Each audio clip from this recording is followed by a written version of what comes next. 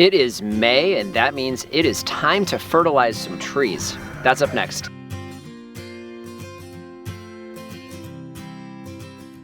This is Dwayne with Edge of Nowhere Farm, and we're coming to you here today. It is May 2021. If you guys follow us along at all, you know that we have a lot of fruit trees here on this farm. In fact, to be specific, we have 170 fruiting trees, vines, and shrubs here on the farm after about a year or so. With trees comes the need to give them some food. Key things with trees are care, but food and water. Just like the rest of us, they're gonna need both of those. We've covered a lot of how we water our trees here on the farm, but what we wanna focus on today is how we feed them. Having 170 fruit trees here on the farm, one of the challenges that we have is getting them fed, but keeping the costs down. We try to be as frugal as we can, and you're gonna see that today. So we're gonna give you some good ideas of how to lower the cost of feeding your trees, but at the same time giving them what they need. First thing I want to do is kind of give you the lay of the land here on the farm to give you an idea of just the scope of what we're dealing with. What you're going to see is you're going to see the front of the farm. All of this area here, these are evergreen trees. So we have several different types of citrus trees. We also have loquats and a few different types of guavas.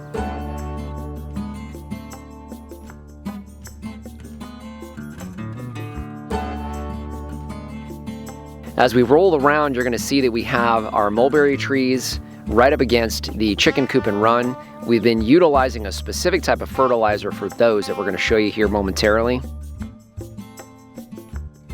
And then of course, you'll see our primary orchards. This side is our west orchard.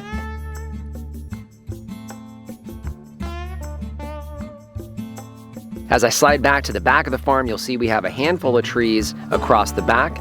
These are pecan trees and mulberry trees. These trees we probably won't show you today, but we fertilize those the same as we do all of our primary orchards. Then as we come back through, you'll see our eastern orchard, which is again very similar to the western orchard. So this is all of our pome fruit.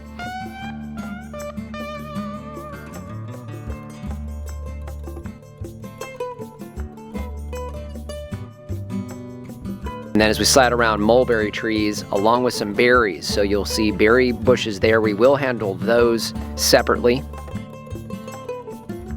And then of course we have our vineyard garden.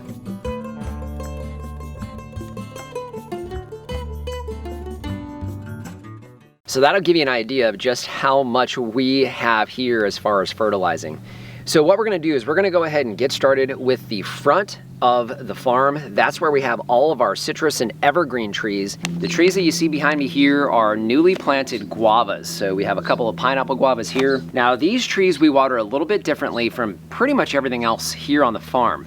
These are watered with drip irrigation, and they don't have the traditional rings that you're gonna see here on our other larger trees. Because we're dealing with a little less mulch on the ground, and we're gonna have the material much closer to the tree itself, we're gonna be utilizing the bioflora crumbles for these trees.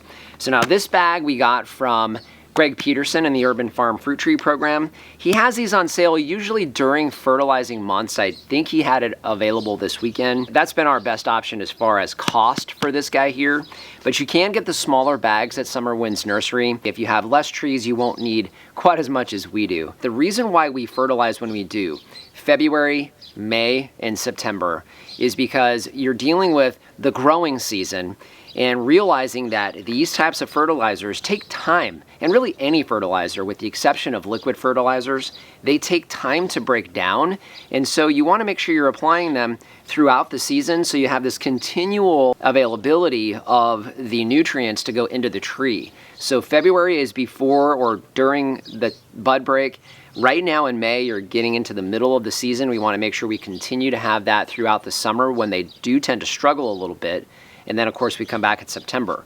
So this mid-season feeding is very important to make sure that they have the nutrition they need to fight off that crazy summer heat. You're gonna see me using this little cultivator here to pull the wood chips back lightly and sprinkle the recommended amount around each one of these trees.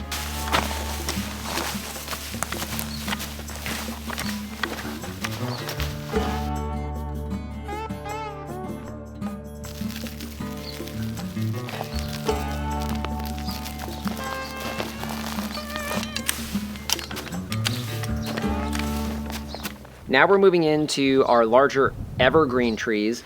What you see here is a brand new loquat. It's been in the ground for about 7 months or so. And what we do with this tree is very similar to how we deal with all of the rest of our citrus trees. These trees are designed with a double ring. In fact, I'll link the video for you here. You'll get an idea if you watch that video how we have these rings designed. But essentially we have an inner ring for these young trees. As they're starting to establish and push their root growth out, they will eventually get into the outer ring. So what we're doing with these trees this year is we're using a specific type of fertilizer on the inside of the ring as it continues to push out, and then a different type of fertilizer on the outside ring, which will eventually be where the roots grow into as the tree is larger. What I'm gonna do is show you how we're gonna fertilize these two, but before I do, there's actually a specific fertilizer I need to go and grab. What you're seeing here would be chicken manure. This is basically raw. Some of it is aged a little bit, but there's also some brand new stuff that we just pulled out of the coop and run, which is right next to us here. If you guys can keep chickens, I highly, highly encourage it. There are so many advantages to chickens, and of course, one of those is at the end of the process, and that's this here. So it's a wonderful, wonderful high nitrogen fertilizer, and we, as you can see with the 20 chickens that we have, we clean the coop out every couple days or so, and because we're so dry here in Arizona, we water it down about once a week or so, and it stays pretty dry and crumbly.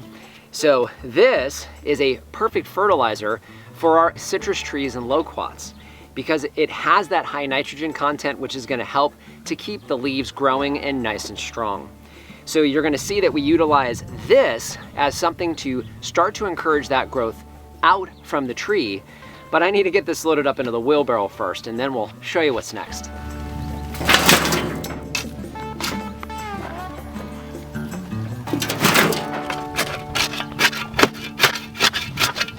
This here is our champagne loquat. We're gonna be fertilizing the inside ring with a conventional fertilizer. What we have in this bucket is from Fertizona here in Arizona, and it's a 15-15-15, very, very high nitrogen fertilizer. Now, we could go back and forth on organic versus conventional fertilizers. We basically utilize the best tool for the job. And in my opinion, when you have a new tree like this that's about to go into its toughest time in its life, which is a young loquat tree going into our hot summers, I need to make sure there's as much nutrition in this ground as I can and available for it as quickly as possible. So we're gonna be utilizing this pelletized fertilizer that you can get here in Arizona.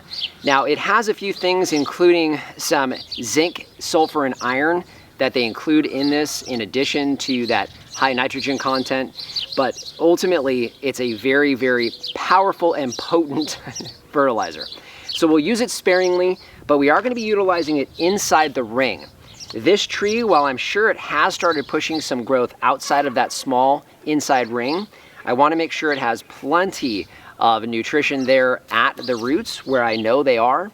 And then we'll be utilizing the chicken manure on the outside ring where I want to start establishing soil. Because one thing I am of the opinion is that this will go a long way towards destroying some soil life. So while I want to make sure this tree gets nutrition here quickly, I want to make sure we're also establishing soil long term, which is what we're doing on that outside ring where of course this tree's roots are headed.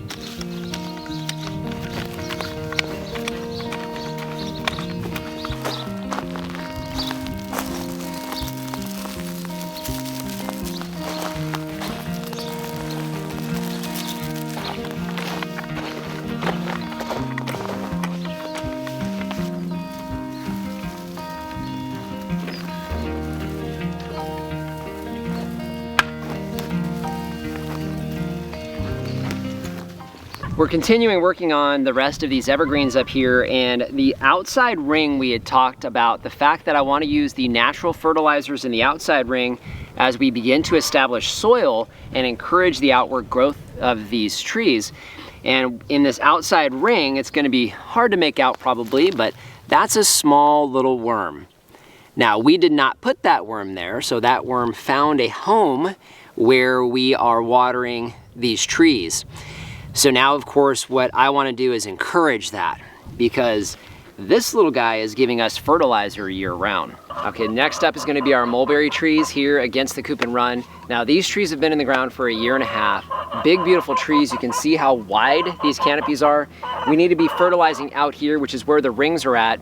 Now these trees have always been fertilized with only chicken manure, and they're some of the best performing trees we have here on the farm.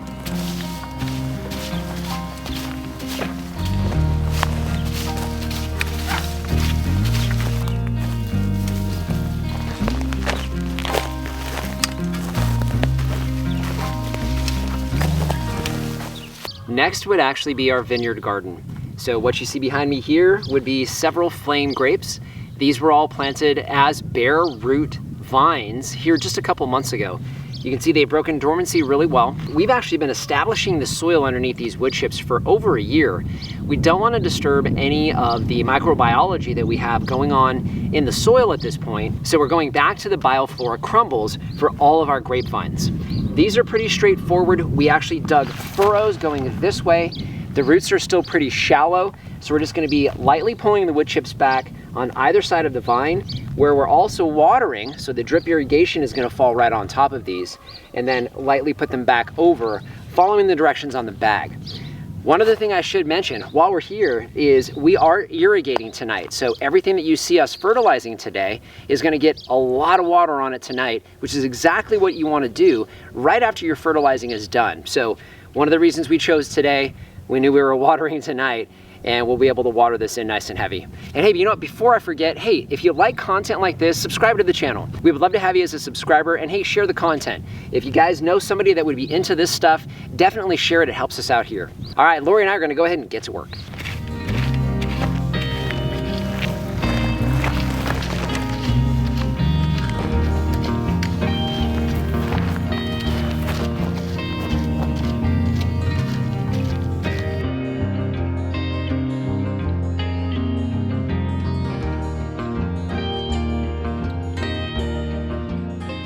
While we're here in the vineyard garden, we do have a couple of trees that we have in pots. This is a golden Dorset apple tree that's been in this pot for, I believe, about 3 years now. But this one's very simple. We've got some wood chip mulch in here, so all I'm gonna do is take the bioflora crumbles, because this is definitely established soil, but take some bioflora crumbles and basically just work them into this tree. And then of course we do need to water this one in really well.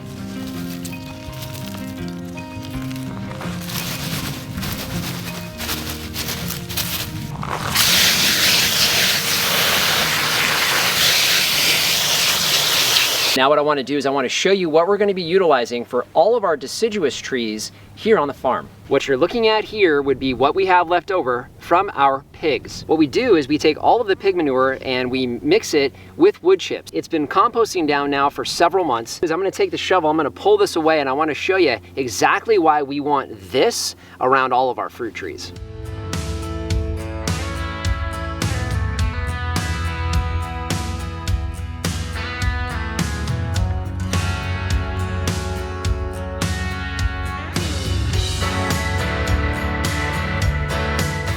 So if you don't get excited about worms, you may not be a gardener. Well, I guess you might be a fisherman actually.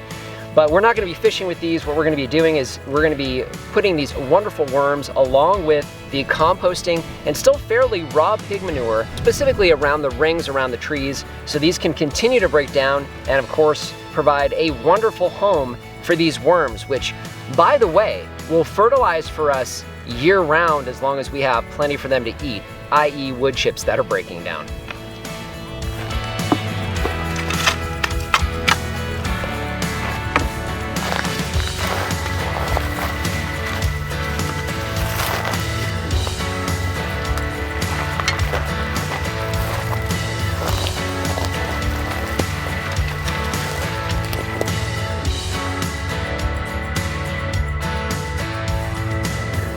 So that's going to wrap it up for another fertilizing season here on the farm. What I really want to encourage you guys with is you've seen several options today as far as how you can fertilize your fruit trees, from organic commercial options to conventional to things that you can create here on the farm. We can make the argument that organic versus conventional is good or bad.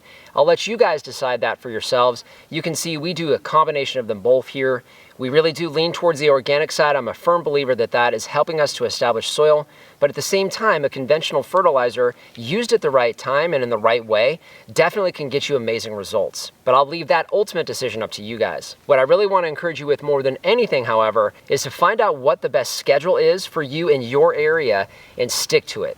What we found is that's the most important aspect when it comes to feeding your trees is timing and consistency. So just want to thank you for joining us today. If you have any questions or comments, please leave those in the comment section down below. And hey, subscribe to the channel. If you like content like this is what we do. We would love to have you as a subscriber, and share the content. If you know somebody that would like something like this, please share the content. It helps us out here. So just want to thank you for joining us today and remind you, if we can farm on the edge of nowhere, so can you. I'm gonna dig into a little slice of this poop cake. That's weird.